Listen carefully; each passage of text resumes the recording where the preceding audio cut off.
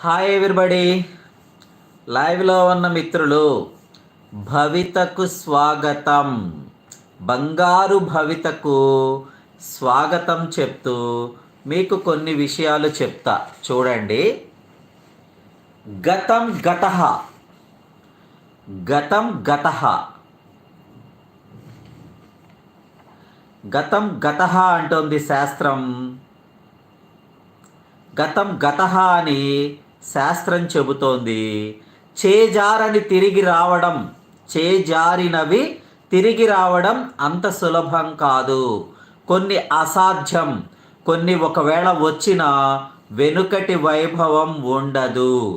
ప్రతి శాసనానికి ఒక సవరణ ఉంటుంది, ప్రతి నిబంధనకు సడలింపు ఉంటుంది. పట్టు విడుపు లేకపోతే బ్రతుకు బండబారుతుంది, ఆలోచన మందగిస్తుంది, ఆచరణ కుంటుపడుతుంది. ప్రవహించేటప్పుడు వ్యర్థాలు కొట్టుకుపోయి నదీ జలాలు పరిశుభ్రమవుతాయి. చూసారా, ప్రవహించేటప్పుడు వ్యర్థాలన్నీ విడిపోయి నదీ జలాలు శుభ్రపడతాయట. ఎందుకంటే ప్రవాహంలో నీరు తాగటానికి కూడా యూజ్ అవుతాయి అంటారు. కానీ అవి ప్రవహించేటప్పుడు మాత్రమే శుద్ధవుతాయి. అలాగే ఊహాలోకంలో విహరించే కవులకు పగలే వెన్నెలగా కనిపించవచ్చు. తెలుసా? ఊహాలోకంలో విహరించే కవులకు పగలే వెన్నెలగా కనిపిస్తుందంట. అలా గత కాలమే వచ్చు కాలము కన్నా మేలు అనిపించును వచ్చు.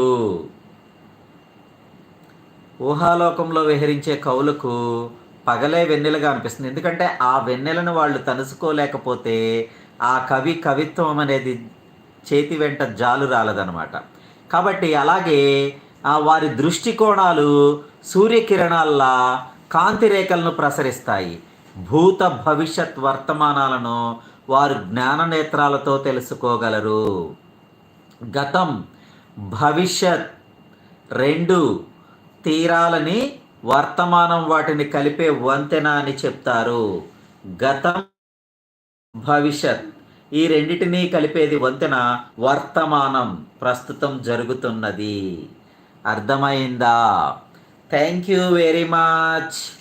కాబట్టి పూర్వులు జీవించిన తీరుతెన్నులు, సాధించిన విజయాలు, జీర్ణించుకున్న అనుభవాలు, పొందిన అనుభూతులు భావి జీవితానికి దారి దీపాల్లాంటివి. ఓకేనా? అర్థమైందా? మన పూర్వీకులు వారు జీవించిన తీరుతెన్నులు, సాధించిన విజయాలు, అనుభూతులు భావి భారతానికి, మన భావి కొత్త జీవితానికి దారి దీపాలు లాంటివి అంటారు చరిత్రకారులు. గతంలో జరిగిన మంచి పనులను స్వీకరించమని, విషాద ఘటనలను పాతి పెట్టమని విజ్ఞులు జ్ఞానబోధ చేస్తారు. గతంలో జరిగిన నువ్వు కామెంట్ పెట్టేసి, గతంలో జరిగిన అనుభవాలు అంటే చెడు జరిగితే దాన్ని పాతిపెట్టు, మంచి జరిగితే దాన్ని నువ్వు అనుభవంగా స్వీకరించు అని చెప్పేసి అనుభవజ్ఞులు, మన పూర్వీకులు మనకి అవన్నీ కూడా జ్ఞానబోధ చేసి వెళ్ళారనమాట. హంస పాలు నీరు వేరు చేసినట్టు మంచి చెడు అంచనా వేసి ఆచితూచి అడుగు కదిపితే జీవితం ఒక జైత్ర యాత్ర అవుతుంది. మీరు తెలుగు మాస్టరా సార్ అంటున్నారు. నో, జీవుడికి హంస శబ్దం అన్వయిస్తుంది. విచక్షణ వివేకం ఉన్న ఆ జీవుడే పరమహంస అవుతాడు. చూసారా? జీవుడికి హంస శబ్దం అన్వయిస్తుందంట. విచక్షణ వివేకం ఉన్న ఆ జీవుడే పరమహంస అవుతాడు. చూసారా? పరమహంస అంటే మీనింగ్ తెలుసండి? పూర్తి జ్ఞానబోధ అంటే పూర్తిగా జ్ఞానాన్ని కలిగిన వ్యక్తిని పరమహంసలు అంటారు.